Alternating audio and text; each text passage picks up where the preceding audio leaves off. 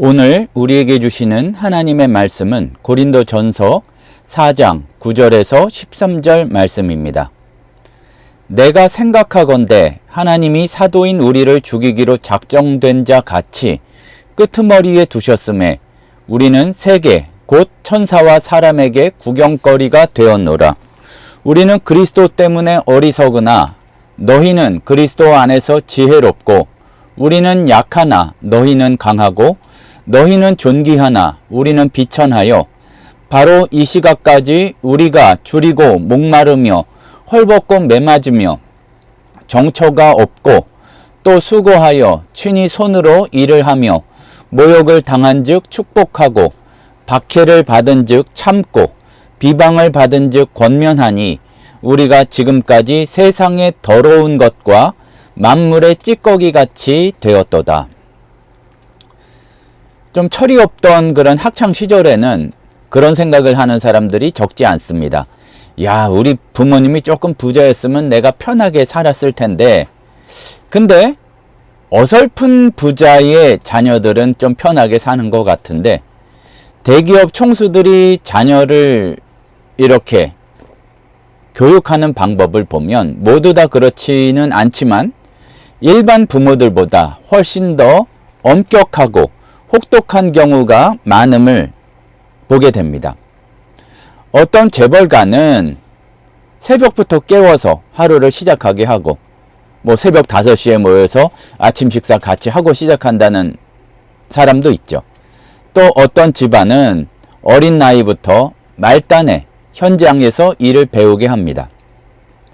편하게 살 수 있는 조건을 다 갖췄고 높은 자리에서 시작하도록 한다고 막을 사람이 없는데 그 큰 기업을 상속받고 또 거기서 실패하지 않도록 하기 위해서 잠시, 그야말로 잠시죠. 그러한 어려운 훈육들을 받게 됩니다. 물려받은 것이 클수록 준비는 더 철저해야 하고 대충 한다고 될 일이 아닐 것입니다. 그렇다면 우리가 물려받을 하나님의 나라는 어떠할지 우리가 생각하지 않을 수 없습니다. 큰 기업하고 비교할 수 없을 정도로 영원하고 완전한 나라입니다. 사람의 기업과 비할 바가 아니죠. 그런데 거기에서 우리는 너무나 편하기만을 바라고 굉장히 말초적인 우리들의 욕구만을 바라는 경우가 많이 있습니다.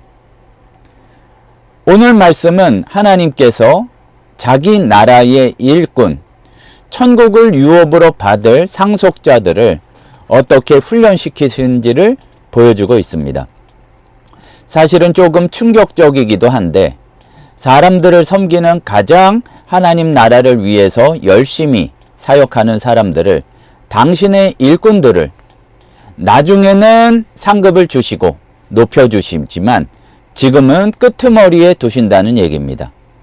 사도 바울은 9절에서 말합니다. 내가 생각하건대 하나님이 사도인 우리를 죽이기로 작정된 것 같이 끄트머리에 두셨음에, 그냥 뒤로 밀어놓으신 정도가 아니라 아주 얘는 죽여야 되겠다 하는 것처럼 그렇게 마지막에 두신다는 얘기입니다. 당시 로마 시대의 개선 행진을 떠올려 본다면 맨 앞에는 승리한 개선 장군이, 그 다음에 전리품과 군사들이 줄지어 가고 마지막에 손이 묶여 쫓아가는 것은 처형된 포로들이기도 합니다. 어쩌면 사도 바울은 사도들이 바로 그 자리 죽음의 행렬 맨 끝에 있는 것처럼 이렇게 끌려가고 있다고 말합니다. 생각해보면 참 이상합니다. 기쁜 소식을 전하는 사도들이 당시에는 특별히 박해의 때였기 때문에 하나님의 대사들이 이렇게 혹독하고 비참한 자리에 있다는 것을 이야기합니다. 그러나 또 우리가 잘 살펴볼 것은 그래서 너무 힘들고 그래서 문제 있다는 얘기도 아니에요. 앞에서 우리가 지난주에 살펴보았듯이 고린도 교회 성도들은 왕노릇하고 있다고 이렇게 말씀을 통해 전했는데, 그들의 영적 아버지인 바울은 또 함께 일하는 사도들은 죽음의 그림자 앞에 이렇게 서 있다는 이야기를 하고 있는 것입니다. 우리는 예수님 따라 사는 삶과 세상에서 높아지고 영광을 함께 추구하는 경우가 참으로 많이 있지만 사실 그러한 모습은 진짜 하나님 나라 상속자의 모습은 아닌 것 같습니다.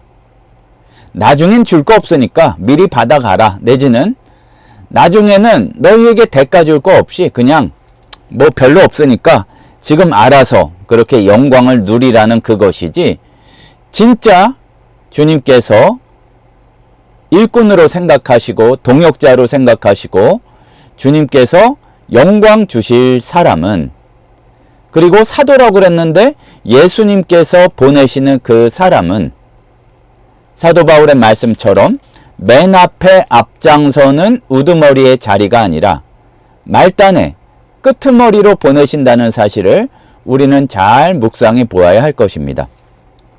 그리고 우리가 더 잘 생각해 봐야 될 것은 마지막에 있을 뿐만 아니라 천사와 사람에게 구경거리가 됐다 이 얘기입니다. 야, 쟤네 끝났네. 야, 어떻게 저러고 살지? 이러한 구경거리가 되었다는 얘기인데, 그냥 뒤처질 뿐만 아니라 그거를 보고 조롱하는 소리도 들리고 그거를 재밌어하는 사람까지 생긴다는 얘기입니다. 초대교회 성도들의 순교도 당대에는 제일 박진감 넘치는 구경거리였음을 우리가 기억해야 할 것입니다. 10절 이하에 나오는 그 나열되는 목록을 보면 미련하고 약하고 비천하고 줄이고 목마르고 헐벗고 매맞고 어디 갈 데가 없이 그렇게 살아가고 있다는 얘기입니다. 이게 하나님 나라 일꾼의 현실입니다. 세상의 기준으로 보면 완전한 실패자일지 몰라도 그 고생의 나날, 박해의 나날만 기억할 것이 아니라 그거를 통해서 더 많은 사람들이 하나님 나라에 초청이 되고, 그리고 그것을 통하여서 장차 다가올 영광이 준비되어 있다는 얘기입니다. 복음을 전하기 위해서는, 하나님 나라가 널리 증거되기 위해서는 이러한 모습이 필수적이라는 것입니다. 낮아져야 높아지는 사명, 부르심, 이러한 것은 예수님께서 모범으로 보여주신 것이기도 합니다. 근데 이렇게 비천하게 되어서 문제 있다고 얘기하는 게 아니라 모욕을 당하되 축복받고 박해를 받되 참고 비방을 받되 권면한다, 이렇게 얘기하고 있습니다. 비록 세상에서는 더러운 것과 만물의 찌꺼기가 되어도 모욕을 당하도 축복받은 것이고, 박해를 받아서 참고, 받는데도 참고, 비방을 받지만 권면하는 것이 하나님 나라의 질서, 천국의 질서가 된다는 것입니다. 그런데 생각해 볼수록 이 길은 낯선 길이 아닙니다. 왜냐하면 예수님이 바로 이 길을 먼저 가셨기 때문입니다. 예수님이 태어나신 곳도 그렇고 태어난 신분도 그렇고 여우도 굴이 있고 공중에 새도 집이 있으되 인자는 머리 둘 곳이 없다고 하였던 것처럼 그야말로 정처도 없으셨고, 그리고 마지막에 모범을 보였듯이 제자들의 발을 씻겨주셨습니다. 지금은 예수님 때문에 그게 굉장히 가치 있는 일이고 신앙적으로 상관없는 곳에서도 그 세족식을 많이 하지만, 사실은 가장 천한 종이 집에서 이렇게 있다가 대기하고 있다가 주인이 바깥 일을 돌아보고 오게 되면 발이 지저분하니까 주인을 씻어주는 그건데, 도리어 주인을 씻어줘야 되는데 주인이 씻어주는 거기 때문에 사실은 베드로가 황급하게 만류하는 것이 정상적인 반응입니다. 하지만 예수님이 씻어주셔야 상관 있는 사람이고, 그리고 여기에서 주시는 메시지가 섬김이 곧 다스림이라는 그러한 말씀입니다. 그리고 마침내 예수께서는 십자가에 달리셨습니다. 그는 근본 하나님의 본체시나 하나님과 동등됨을 취할 것으로 여기지 아니하시고 오히려 자기를 비워 종의 형체를 가지사 그리고 십자가에 죽으심이라. 빌립보서 2장의 유명한 그리스도 찬송시입니다. 만왕의 왕이 죄인의 자리에, 생명의 주가 죽음의 자리에, 이렇게 쓰셨습니다. 이게 하나님 나라의 경영 원리입니다. 교만한 자는 낮아지게 되고 자기를 낮추고 섬기는 자는 높아지게 되는 것입니다. 낮아짐이 높아짐의 길이고 죽음이 생명의 길입니다. 그러면 우리를 살펴볼 필요가 있습니다. 세상에서는 예수 쫓아가려면, 신앙을 지키려면 손해를 보는 경우도 참 많이 있습니다.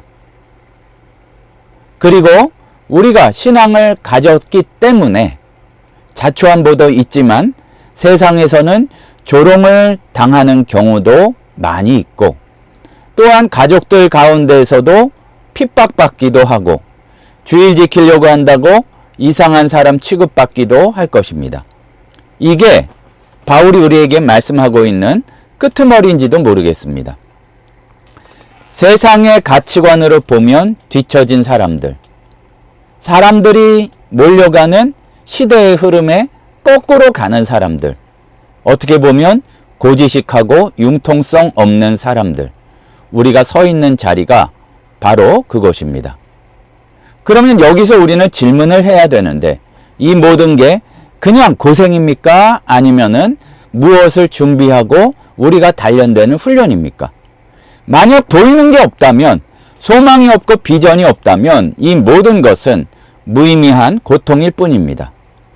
하지만 스포츠 선수들도 금메달을 따려면 죽기 직전까지 훈련을 해야 되고, 무엇인가 정말로 이루고자 하면, 전문가가 되고자 하면 그야말로 그 노력의 강도라는 것은 말도 못합니다.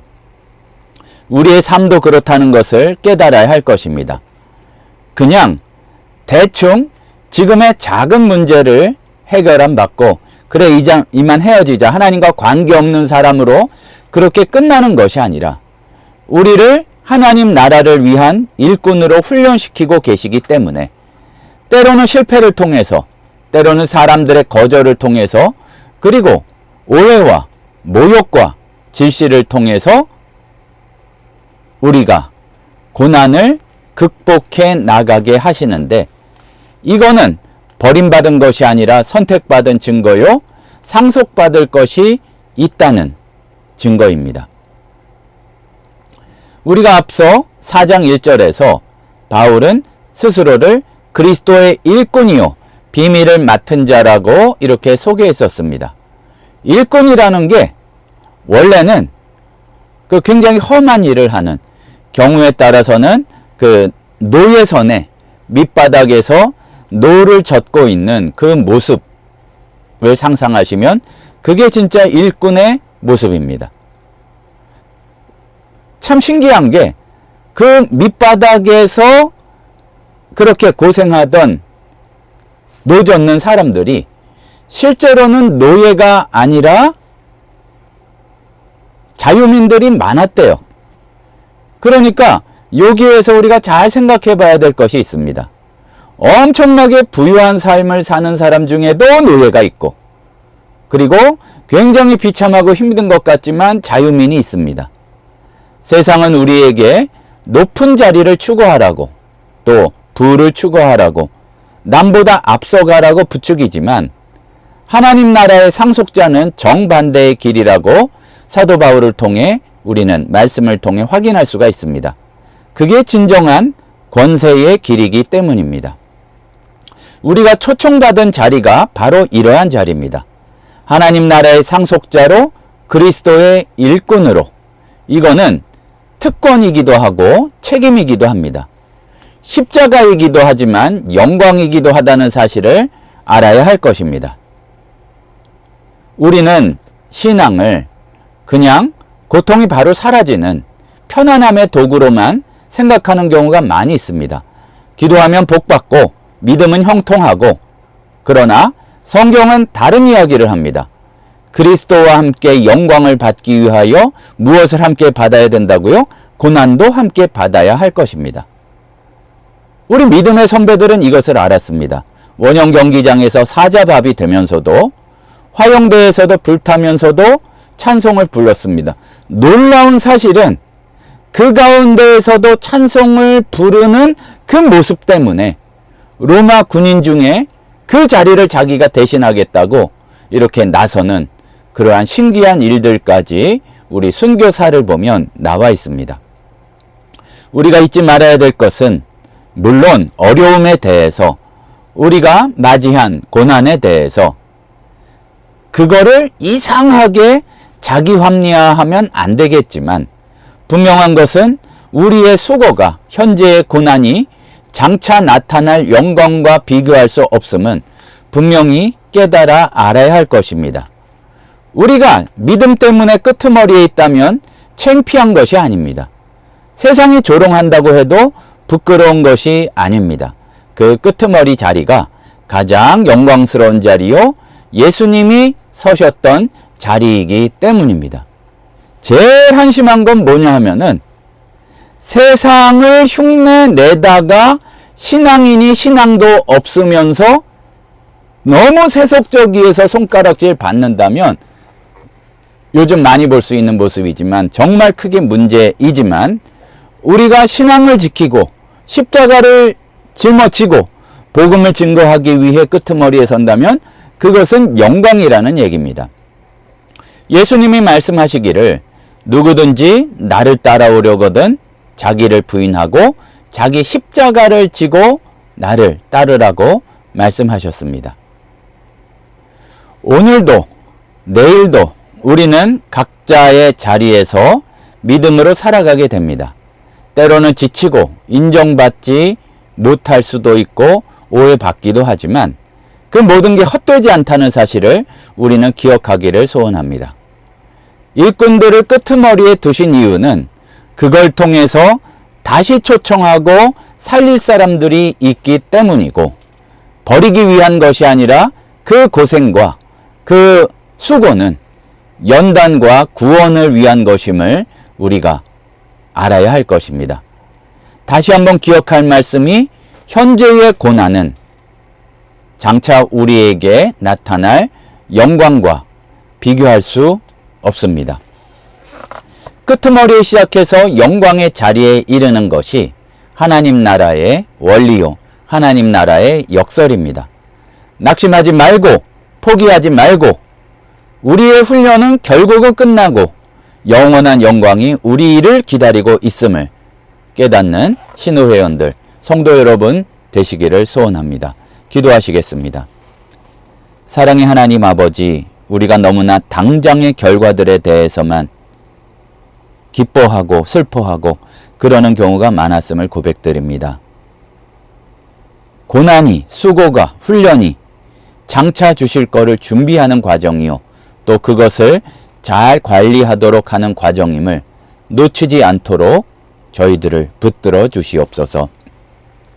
지금은 우리 주 예수 그리스도의 은혜와 하나님 아버지의 크신 사랑하심과 성령님의 충만 인도하시는 은혜의 역사가 매일매일의 삶 가운데 장애물과 고난이 있다 할지라도 그것을 통해 준비하여 주시는 하나님 나라와 믿음으로 그런 고난을 이겼을 때 전파될 복음을 바라보며 승리하기를 소원하는 우리 신우회원들 또 성도들 머리 위에 이제로부터 영원토록 함께 있을지어다. 아멘.